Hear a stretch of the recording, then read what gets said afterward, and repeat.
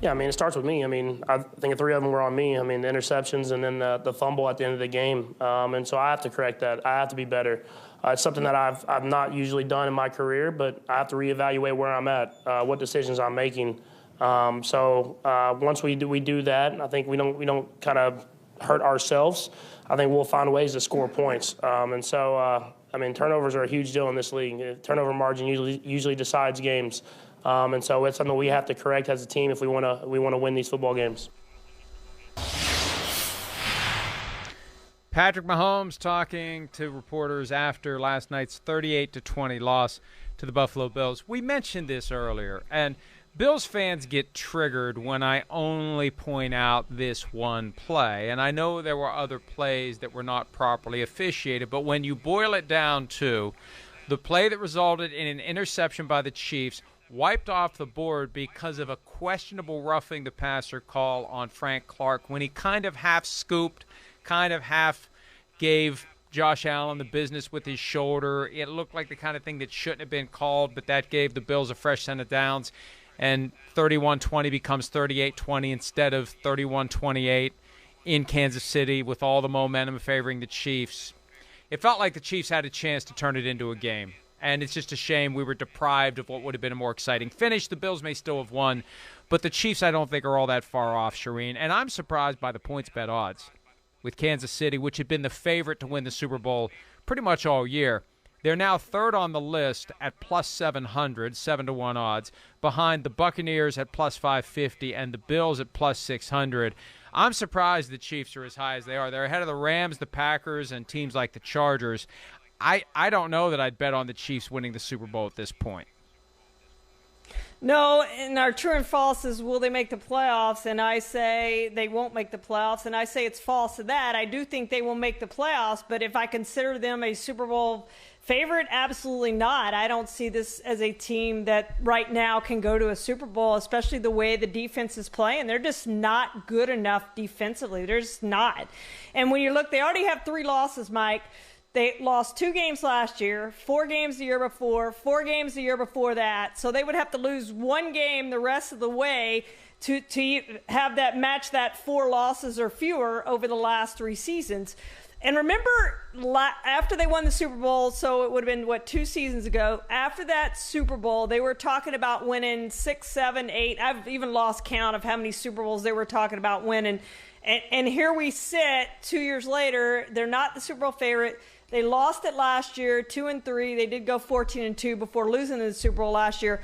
But they're not the same team that they were 2 years ago where they were dominant and just rolling over people. I just don't see that.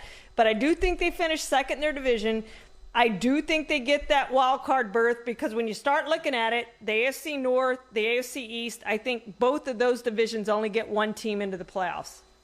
First of all, how dare you actually read the outline and follow the topics as they've been laid out ahead of the program? And second of all, thank you for pointing out that I had failed to do that and pulling me back into the realm of something reasonably resembling what it is we should be doing. So true or false, yes.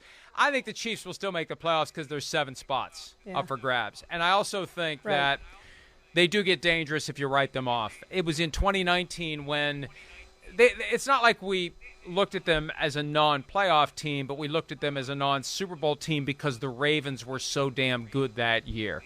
And Patrick Mahomes missed a couple of games, and the Chiefs were just kind of there. And Mahomes told me at one point, after they beat the Broncos in a snow globe game in December, that, I kind of like it that people are overlooking us. It was the 49ers that were the darlings that year, and the Ravens were so good. And the Chiefs just kind of hung around and ended up taking care of business. And I don't know that they can pull that off again this year, but they definitely are becoming a team that will not be taken as seriously as they were as they keep losing games. And you're right, 2-3. That's a long way to go, and you have not many more losses you can tolerate before you, as a practical matter, won't make the playoffs. Okay, so true or false, the Bills should be the favorites to win the Super Bowl. I strayed into that territory accidentally or negligently. Tampa Bay is the favorite at plus 550. The Bills at plus 600. Should the Bills be the favorites? Yes, and you've had them in your power rankings, I think, first since last week. I will have them first on mine this week. I had the Cardinals last week. But I think the Bills have shown that because they're ranked number 1 in total defense and 8th in total offense. They've had those 2 shutouts. I mean, we all talk about Josh Allen and the weapons he has on offense and how good they are on offense. It's kind of like those Cowboys teams of the 1990s. They remind me a lot of that. We talked a lot about the triplets, but Cowboys never ranked number 1 in total offense on those 90s teams. They were number 1 in total defense, I think twice is the number. And they were so good on defense, and I think you see that with this Bills team. 2 shutouts already, playing incredible on defense. I love this team. I admit I thought there might be internally some dissension with what went on with COVID and Cole Beasley in the offseason. Don't see any of that. This is the team that's playing as the best team in the NFL right now, Mike, and barring injury, I think they're going to be there in the end. Speaking of Cole Beasley, he's been MIA lately. He had 1 catch for 5 yards last night, so maybe the locker room has spoken on Cole Beasley, not just a matter of him not being vaccinated, but creating a distraction for the team. There was an issue not long ago where he complained about how the fans were treating him. He took to Twitter. I don't know. Maybe he's being ostracized by his teammates for whether deliberately or inadvertently upsetting the apple cart, or at least trying to, just to get more attention for himself and his cause. They play the Titans in Tennessee next Monday night. It'll be interesting to see the Bills in prime time again, see if they can continue to win in dominant fashion. Bye week after that, let's consider this schedule. Dolphins on Halloween. At the oh God, at the Jaguars. Hey, Urban Meyer, you think you're playing Alabama every week? Yeah, you ain't seen nothing yet until the Bills come to town. At the Jets the next week. The Colts, who gave the Bills everything they could handle in the playoffs last year, but that's not this year's Colts team. At the Saints, week 12, which could be a very interesting game. The Patriots on a Monday night, not nearly as exciting as it would have been in the past. And then look at week 14, Charean. Super Bowl preview, just like last year, I think it was week 12's Chiefs at Bucks. This year, could it be a Super Bowl preview, Bills at Bucks? I think that's my Super Bowl prediction. I think I feel pretty good about it. And I think I feel very good about December 12, 4:25 p.m. Eastern, Bills at Buccaneers. Yeah, right now I would say they're playing better than the Buccaneers are at this point. But I'm not betting against Tom Brady either. That's tough to say. Tom Brady. When we look at what the Buccaneers did in the regular season last year, Mike, they did lose to the Chiefs, and they were horrible in that first quarter. They were great in the Super Bowl against that Chiefs offense. True or false, going for it so often on 4th down will not work out for the Chargers in the long run. They're 7 of 8 this season. They were 3 for 3 on Sunday. I think that's false. I think they need to keep doing what they're doing. They're being aggressive, and I think they use analytics a lot. I think coaches punt too often on 4th down rather than going for it. I think they've done a great job on that. It's working for them, especially if they can get a defensive pass interference, questionable defensive pass interference on a 4th down play way downfield, Mike. Yeah, look, I have complete faith in Brandon Staley, the early favorite for Coach of the Year. He's been phenomenal. His press conferences are great. He's destined to be a star coach, and he's exactly the guy the Chargers needed to finally lead them out of this kind of quasi-funk they've been in as the little brothers to the L.A. Rams, and still a chance for an all-L.A. Super Bowl, which would be awesome, especially since they play it in L.A. this year. True or false, the Cowboys have the most dangerous offense in the NFL? I'm going to say true simply because they have better running backs than what the Bills have. They have that two-headed monster there with Tony Pollard and Ezekiel Elliott, all those players at the skill positions. And this is even with Michael Gallup out of the lineup. But they're first in total offense, second in rushing, 10th in passing. They're well-balanced. They can beat you any way you want them to beat you, whatever you want to take away. They've got some answer to that. 170 points. The Bills have scored 172, so they're second in scoring. But I love this Cowboys offense and the way they're playing right now, Mike. And Dak Prescott, I think, is being overlooked when we talk about the best quarterbacks in football. Yeah. He should not be. I mean, Josh Allen was phenomenal last night. I think we just need to see more Cowboys in prime time. We saw them Monday night a couple of weeks ago. They outclassed the Eagles. We saw them week 1 against the Buccaneers, and Dak Prescott played extremely well. I just think we need to get reacquainted with this Cowboys team. I know there's a Sunday night game coming up in a few weeks against the Vikings, and they will probably win that one going away. They're going to win a lot of games this year. And when we start shaping up the playoff field in the NFC, I think we have to take the Cowboys very seriously because of that offense and a defense that is far better than it was last year. True or false, the Bengals are playoff contenders, Charean?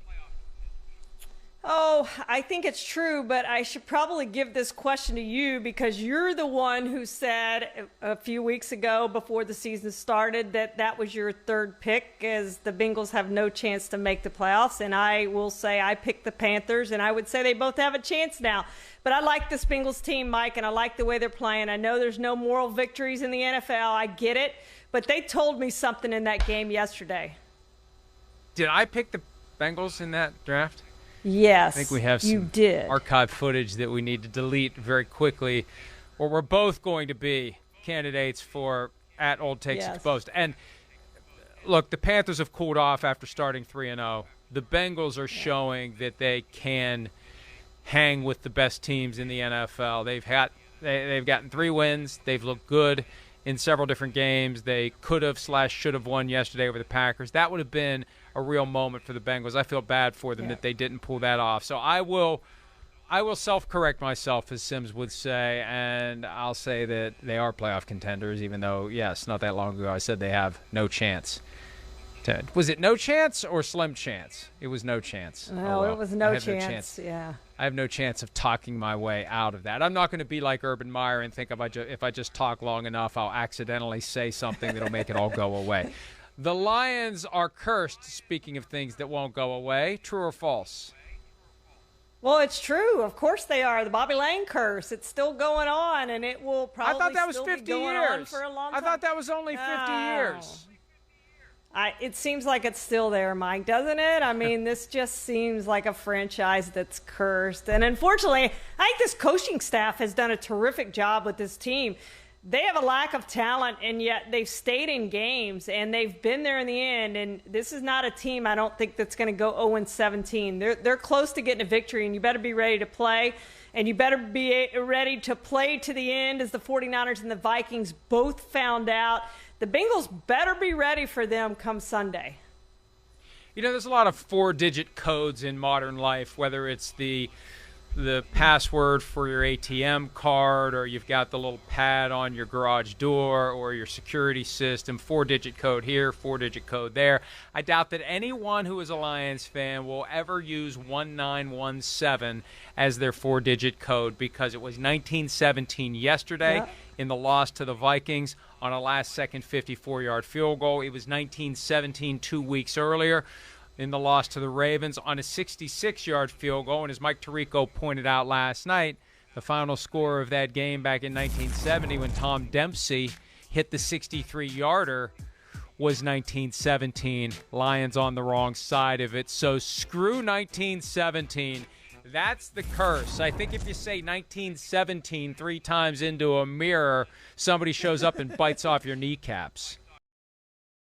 Hi, I'm Mike Tirico, and thanks for watching. Make sure to hit subscribe for the latest news and highlights from NBC Sports.